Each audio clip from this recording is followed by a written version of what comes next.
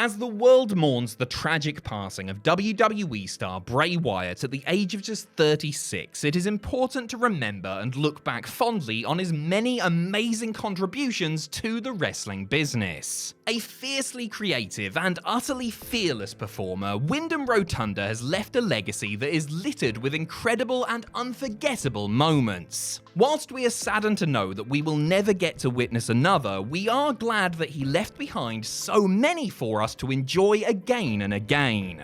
Please join us in celebrating the life and career of the incomparable Bray Wyatt. We'll miss you, Bray.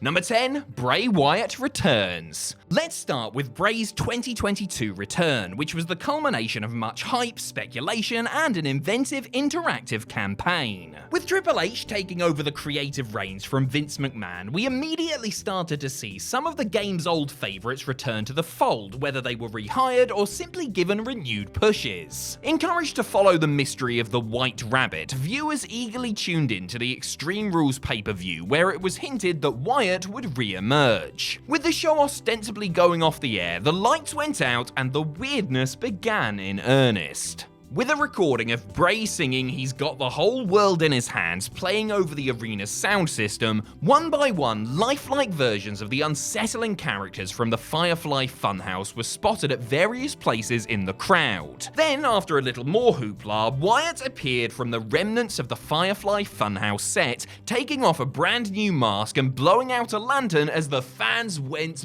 bonkers. Only a character like Bray Wyatt could get away with this sort of extravagant production, but it fit him to a T and got his sadly all too short final runoff to a memorable start. Number 9, beating Cena at Extreme Rules. Bray's first major test as a singles wrestler on the main roster was John Cena. Though Wyatt, as well as Luke Harper and Eric Rowan, had built up considerable momentum in their relatively short time on main, a program with the face that runs the place was an altogether different beast. Some were critical of Super Cena's WrestleMania 30 victory over the Backwoods Dweller, but defeat at the Showcase of the Immortals wasn't the end of the line for the Eater of Worlds, because he got another crack at Big Match John at Extreme Rules.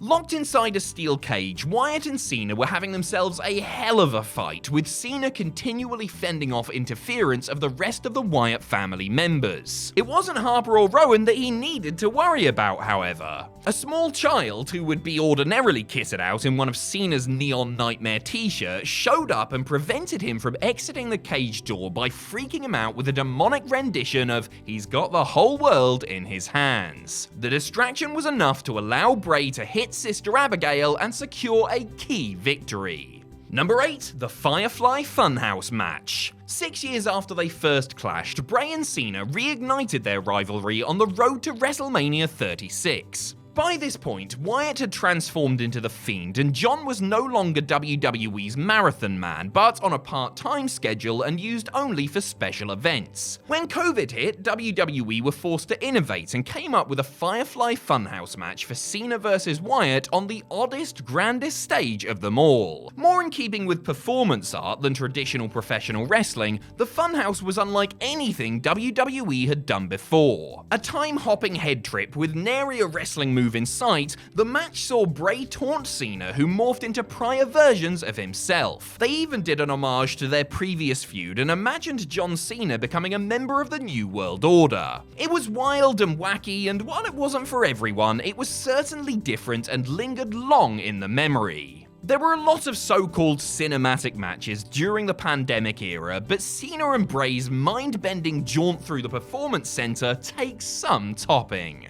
Number 7, winning the tag titles with Orton. Though Bray debuted on WWE's main roster in the summer of 2013, it took him over 3 years to win his first piece of WWE Gold. And it wouldn't be with Rowan or Harper either, but temporary honorary Wyatt family member Randy Orton. The new face of Fear and the Viper joined forces in late 2016 and took on inaugural SmackDown Tag Team Champions Heath Slater and Rhino at TLC. Kicking off the show, the match itself was really nothing to write home about, lasting a shade under 6 minutes as it did. But as a moment, it was a big one, and an important one for the career of Wyatt, who provided the distraction that allowed Orton to nail an RKO and bag the belts. The Orton-Bray saga would go completely off the rails in the months that followed, but it was compelling stuff initially, with this being one of the highlights. Number 6. Firefly Inferno. The pandemic was still in full swing when Bray's alter ego clashed with Randy Orton at TLC 2020 in what was basically an Inferno match, i.e. the first person to set their opponent on fire wins. WWE attempted many wacky things during their extended residency in empty arenas, but none were as genuinely mad as what they did here. As an actual match, it's not exactly giving Flair vs. Steamboat any sleepless nights, but it was a visually stunning spectacle and features one of the most unforgettable WWE pay-per-view endings ever. Orton won the match by backing the Fiend into the flames, only for Wyatt to continue his pursuit before eating an RKO. The Viper then contemplated his next move before pouring gasoline on his stricken foe and lighting a match. Just completely mental on every level, enjoyable whether you were genuinely aghast or bursting at the seams from suppressed laughter. Number 5. Besting Bryan at the Rumble. The first time that Bray Wyatt really got to shine was during his feud with Daniel Bryan in late 2013/early 2014. Bray had seemingly recruited the American Dragon into the Wyatt family fold, only for the bearded wonder to famously rip off his boiler suit and break free from their clutches. Well, the Eater of Worlds wasn't going to let that one sit, and the big grudge match was booked for the 2014 Royal Rumble. Opening the show in style, the two men had an exceptional back-and-forth contest that would remain one of Wyatt's best. Bryan was riding a serious wave of fan support at the time, and the Bray Wyatt character was still very new, giving the match a lot of crowd heat and a fresh feel. As for the result, it really could have gone either way, and that would have been just fine, but Bray got the nod and put the bearded wonder away after a Sister Abigail into the ringside barricade, followed by another in the ring. Stealing the show in the opener and getting a major singles W, not a bad night for the man of 1,000 truths, all things considered. Number 4. The Fiends Debut.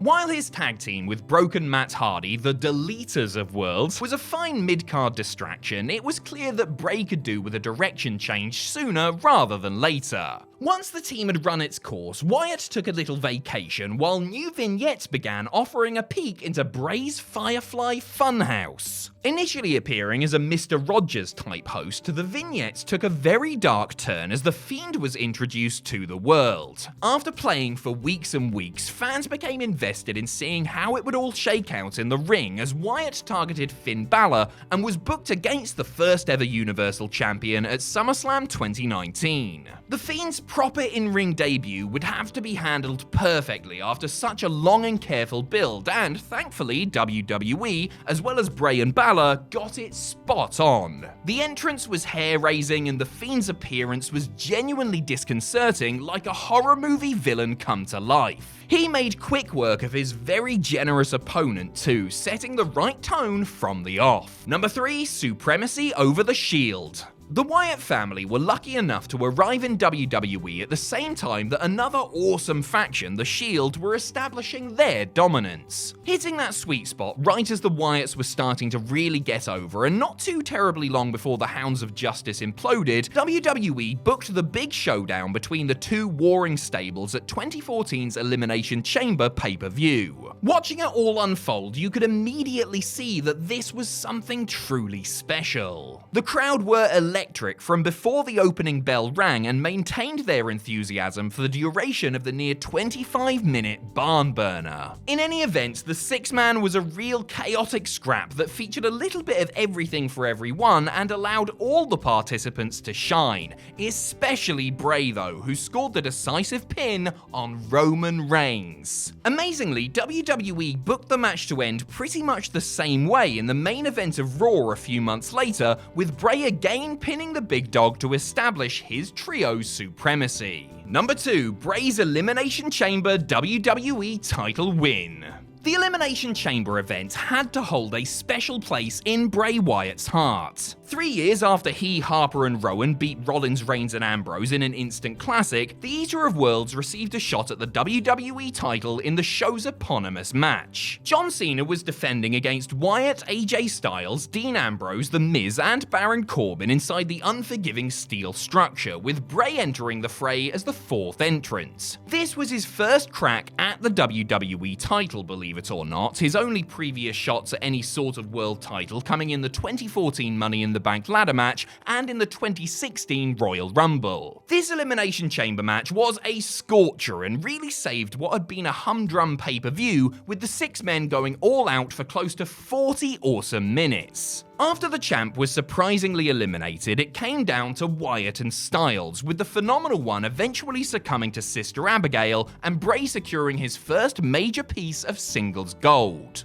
His reign didn't last long, ending at the hands of Randy Orton at WrestleMania 33 just 6 weeks later, but the moment he won the title was still one of his best. Number 1, the Wyatt family debuts. The first time we saw Wyndham Rotunda on WWE television, he was a million miles removed from the iconic character he would morph into. It took a couple of years in NXT for him to transform from Husky Harris, game show hopeful and member of the new Nexus. While in developmental, Rotunda crafted the Bray Wyatt persona, with he and his family quickly becoming a leading act for the Black and Gold brand. Like many others before and after them, their fortunes could have easily changed with their call-up, but mercifully, WWE got it right from the get-go. After the vignette treatment helped tease their impending arrival, the Wyatt family surfaced on the July 8, 2013 episode of Raw. Bray cut one of his customarily creepy promos from a rocking chair, which was played on the big screen before he, Harper, and Rowan came out and attacked Kane.